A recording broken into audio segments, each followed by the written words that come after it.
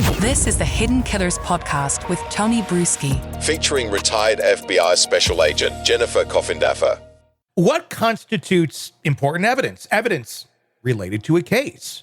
Well, that would normally be evidence that has something to do with a case, something that maybe you're talking with witnesses, maybe you're talking with potential suspects who have information to give you about a specific case, and you're talking to them right after the crime was committed. They may have very valuable things, may not all be in context at that moment in time, but that's why you need to hold on to those pieces, because you don't know the value that it may have and hold down the road.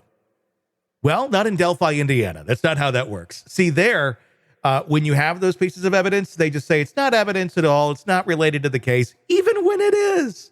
It's a different world over there. Jennifer Coffindaffer, retired FBI Special Agent, joining me. Of course, I'm talking about Nicholas McClelland and his response to the deleted videos and interviews that had taken place with some allegedly oddists right after the two little girls were killed there in Delphi. But all that evidence is no longer there. These are smart people. I mean, at least I think they have some semblance of intelligence considering where they're at in life. How are they thinking that everyone's just going to believe everything they say like this? Like it's not evidence at all related to the case, the videos and the interviews that were conducted right after those two little girls were murdered.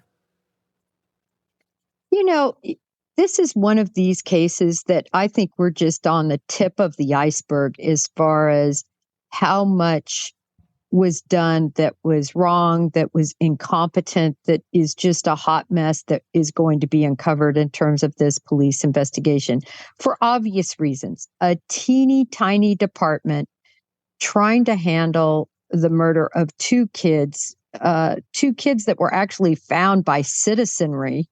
So again, I have no idea if that crime scene was ever really kept properly. And then you have people who come on the scene that had zero experience, and you don't call in the FBI for a month, and then they go in. But of course, at that point, so much is gone, and so much had been done that wasn't done well.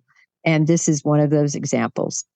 You have a situation where you tape over witness statements regarding a double homicide.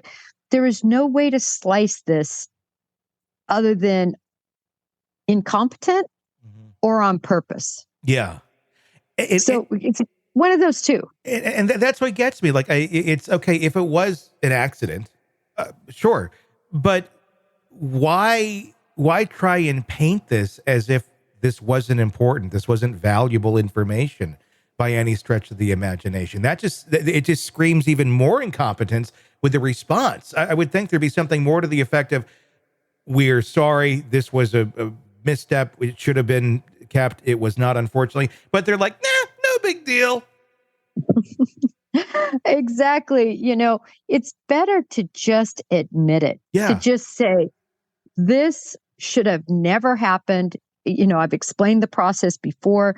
These tapes, once you're done recording, they need to go specifically into an evidence vault that's called ELSHR in the FBI. It's your electronic surveillance. It's put in an envelope. Copies are made that can be disseminated to the attorneys and for discovery. But that golden piece of evidence, which is the recording you just made of an interview, that is never to be touched again. That is original evidence, except if it's asked for in the trial. Mm-hmm. It's kept away like the rest of the evidence should be. But you have the fact that it's been recorded over two different, and to just soft sell that as, well, it really didn't matter. We have our notes. Well, you can write anything on your notes. And I can tell you from being in this situation, when I know something's recorded, I take a way different notes than if something isn't. Mm-hmm. Something isn't. I'm very thorough. It's line by line, dates, times, everything's going to be written down. But when you record something, you might just write down, just a couple of highlights or even something that you want to ask them. Your notes are completely different.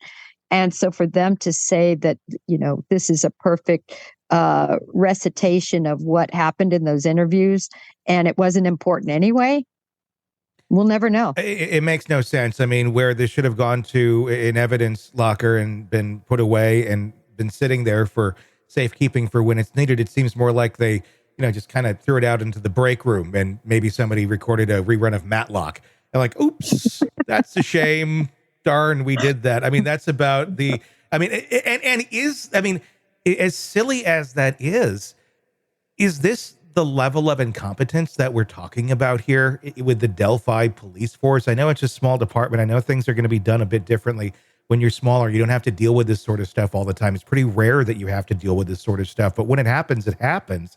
I mean, I still go back to, is this just a bunch of covering up for being dumb, for basically being Mayberry and not handling things in a proper way because they didn't know how to do better, or they just had stupid people on staff? I don't know.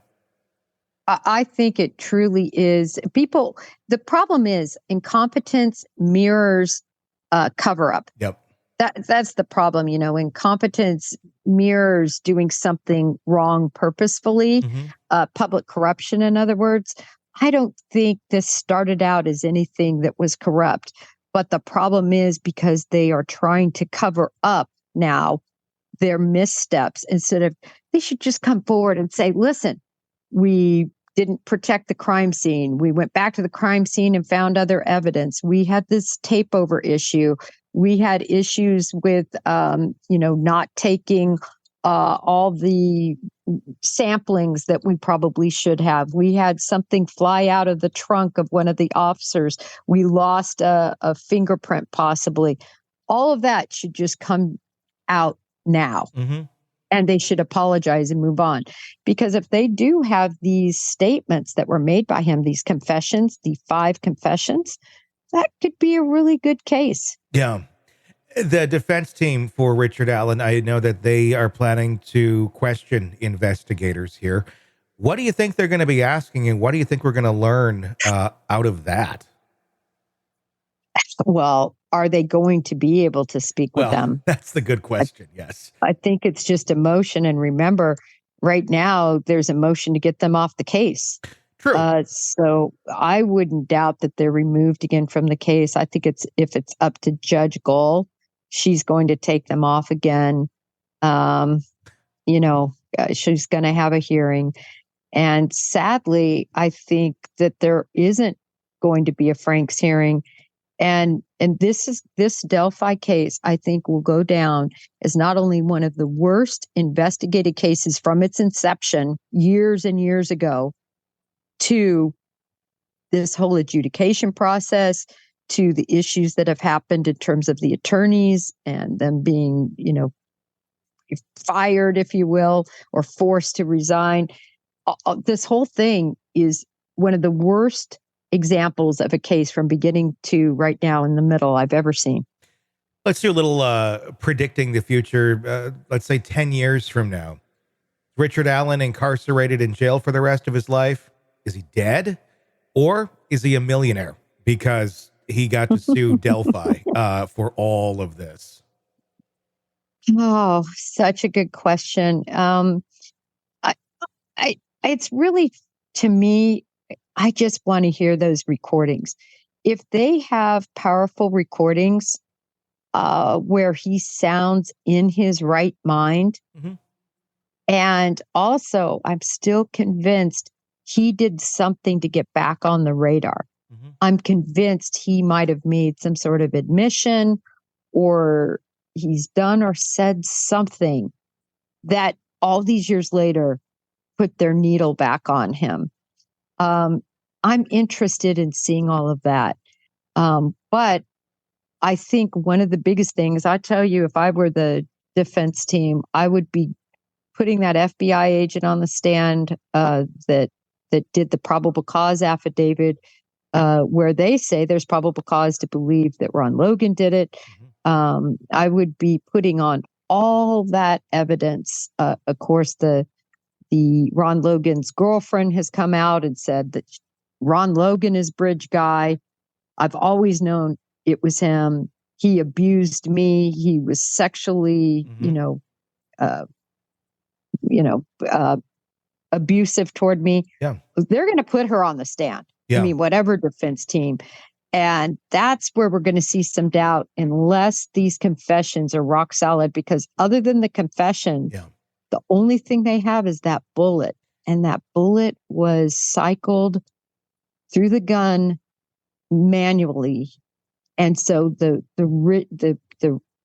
marks, the tool marks from the extractor and from the ejector are going to be lighter in nature and less definitive that they're a match. Mm-hmm. Now you're saying, how did the needle go back on him? I don't know that it was the needle. I think it might have been more of a dart, more like Tony Liggett sitting in his office with a bunch of pictures on a wall going, an election is coming up.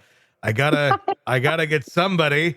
So I get boom. And unfortunately that needle landed on Richard Allen. I think that might be how it went down. I don't know, just my conjecture on it, but would not be surprised.